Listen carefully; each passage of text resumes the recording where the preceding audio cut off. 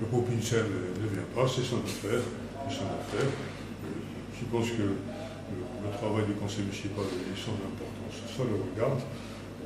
Mais pour autant, qu'il soit là ou qu'il soit pas là, j'avais besoin, dans le souci de vérité, de dire que j'avais très très mal reçu la conférence de presse d'INSEM sur la sécurité. La sécurité est un problème important, nous y travaillons, les gens s'en préoccupent, ils ont raison. Bon, pour autant, il y a des gens qui ne sont pas qualifiés pour parler de sécurité.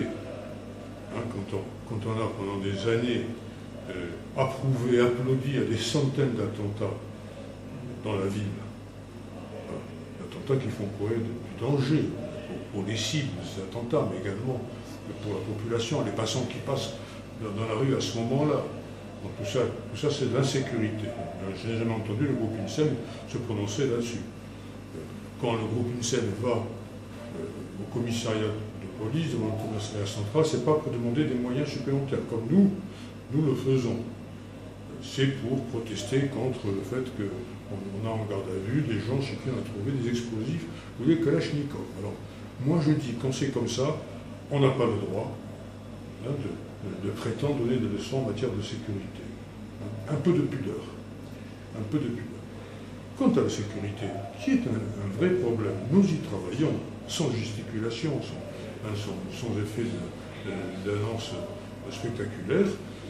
On travaille parce qu'on réclame effectivement que les effectifs qui ont été réduits de manière drastique, la police nationale, pendant le gouvernement Sarkozy ces dernières années, bon, on a réduit d'un quart à peu près l'effectif des polices en tenue et on a augmenté le territoire couvert. Si vous voulez savoir, ça fait beaucoup moins de monde et aujourd'hui, il n'est pas normal qu'on n'ait pas deux voitures équipées en circulation permanente sur le pavé de Bastia, et notamment la nuit.